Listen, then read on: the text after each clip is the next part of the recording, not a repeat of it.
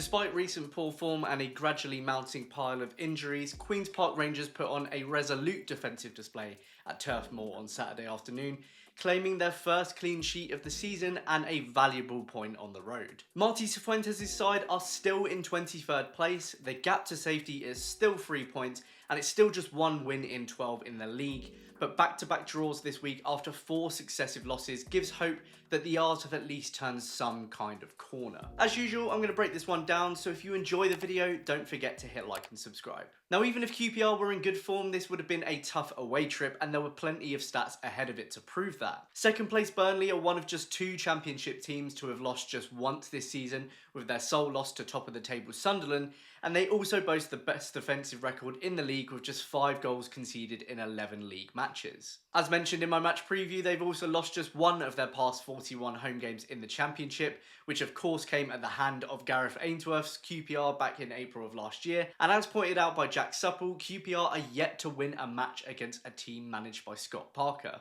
Adding to the odds stacked high against us were a number of Rangers injuries. Kenneth Power and Mickey Frey have both this week been ruled out until at least after the next international break, leaving us bare bone at left back and centre forward, while Dembele was a surprise omission when the team sheet dropped, having felt something in training on Friday afternoon, as had Morgan Fox. This injury situation bizarrely not only led to 2 changes to Tuesday evening's lineup, with Ashby switching to left back and Saito coming in for Karamoko, but also the naming of 2 sub-goalkeepers on the bench, with the club scrambling to announce the signing of 24-year-old Nathan Shepherd before kickoff. Marty explained the situation as such afterwards, quickly dispelling initial murmurs of it being another statement to Ryan Colley, but it does really underline just how lucky we were with injuries last season, because this squad is starting to drop like flies already. Now, this was a backs against the wall performance, there's no doubt about it, but with all of that context, you can't ask for much more than that right now, and as I say, even if we were a team pushing for the playoffs right now, you'd be chuffed with a point away at Burnley. The Clarets dominated from the get-go with 75% of the ball and 22 shots to Rangers 2,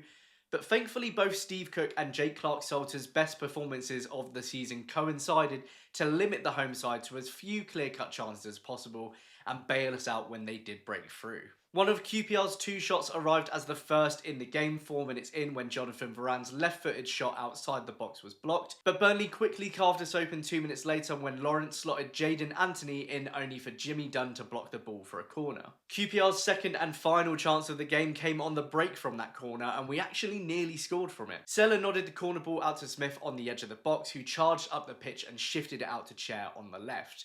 Chair set Smith in behind and he cut in sign of Egan Riley and blasted the ball across goal and past Trafford, denied only by the far right hand side of the crossbar. I've said many a times that the vast majority of Smith's 10 goals with Orient in 22-23 came down the left, and you can really see why from that angle. That was, as I say though, QPR's final chance of the afternoon, just 10% of the way into the match. But by complete contrast to the defending on ice we've seen at Loftus Road this season, this QPR side worked hard to keep the home team out. There was some luck involved, of course, like Humphreys flashing a free corner header on 16 minutes over the crossbar, but Steve Cook was a man possessed to make up for our incompetencies, like his last-ditch tackle on Zian Fleming after Burnley had picked our pocket after messing around at the back, which he repeated again on Connor Roberts on 20 minutes after the Burnley midfield had short passed their way into the box for a 1v1 with Nardi, but Steve Cook was there to block it at the last moment. Without his intervention, that was a guaranteed Burnley goal.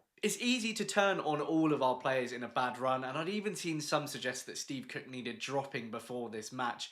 Granted, he hasn't looked his old self this season, but without him, we'd be playing in League One right now already, and this performance showed once again just how good he can be. For me, he's the one we should be worried about keeping fit just as much as Jake Clark-Salter. The home side obviously had plenty more chances, and they went close again just before half-time, with Nardi blocking Cullen well at his near post, and a mass of QPR bodies preventing any resulting efforts. The second half continued on the same note, but luck remained on our side with Connor Roberts' 46-minute shot from range rattling the crossbar just as Smith's had at the start of the first half. But despite a barrage of Burnley efforts, that was actually the closest they came, because Cook, Jake Clark-Salter and Dunn barely put a foot wrong in the second 45 minutes. We all said over the last few weeks that Marty was going to have to build this team from the back again, and that's exactly what it looks like he has done over these past two. But of course there has also been a lot of talk about our attack in this game, or rather a lack of it, with Sella once again taking flack for a lack of movement or just general involvement. He was never going to get much in a match like this, but he really is not making a good case for himself right now. Saito aside, who had some impressive moments again and is growing into this team really nicely actually, there is a just general naivety to our attacking players, and while it looks like Marty has managed to reinstate some of those defensive strengths, his real challenge is going to be making us click in the other half. Because in the few moments when our attackers did have the ball, they could barely keep it for 10 seconds or offer any relief to our defence, who were constantly at it. It makes Lyndon Dykes look like a genius at hold-up play by contrast. The fact that 3 of Marty's 4 subs were youth players once again speaks volumes though. Sella was the first to be hooked on the hour, with 18-year-old Daniel Benny getting his first minutes since Derby, and subsequently playing in 3 different positions without looking too far out of his depth. There wasn't really a standout moment during his appearance, but his work rate and his energy will make him a strong case to Cifuentes going forwards. Kieran Morgan was next for Paul Smith on 81 minutes for his 3rd appearance in a row, alongside Anderson for Chair, and Alfie Lloyd would replace Saito on 87 minutes, causing more problems than Sella in just 10 minutes on the pitch. Obviously there was a big emphasis on getting the average age of our signings down in the summer, with that average age of those 9 signings being 21 years old, but maybe the focus is going to be on players like Lloyd or Morgan or Benny, who we brought in for the development squad and have gone pretty under the radar, but are so far having a bigger impact on games than the ones that we actually spent fees on. Now I spoke about the stats against us at the start of this video, but one thing I am pleased about over the past 2 matches is that we didn't undo any other stats or records either. Coventry haven't won a match on the road since last year, and we didn't break that record on Tuesday for them. Burnley had drawn 3 of 5 before our arrival, and we added a draw to that rather than just rolling over. They're very small details, but it's very important in the context of giving Portsmouth their first win since April just 2 weeks ago. QPR did the typical QPR thing here of pulling out a big performance against a top side, having just spent the past month pissing about against relegation rivals. And it's interesting when you think about who was and wasn't involved. Jake Clark-Salter returned to the team, and we stopped losing. QPR have lost 5 matches this season so far, and only 1 of them had Jake Clark-Salter in, which was on the opening day. Which basically means if he's in the side, we have half a chance of not losing. But the omissions in this side were of equal importance. I really like Karamoko Dembele, and I think it's impressive for him to have the number of goal contributions he currently does in a team that's been this poor. But I can't help but think about the fact that we looked a more balanced team on Tuesday night when he was subbed off, or that we've just kept our first clean sheet of the season with Smith coming back to cover instead. I'm not pinning all of our problems on Dembele, obviously. He has to be involved because we're a far more creative side with him in it, but it does raise a question of how we can do that without exposing ourselves defensively. The other notable player not involved is Madsen, completely unused since Portsmouth.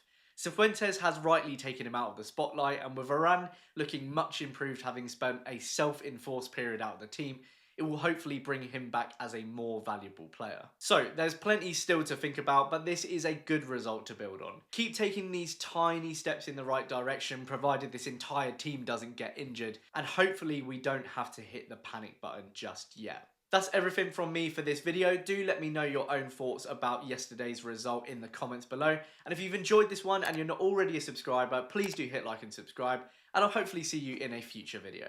Cheers!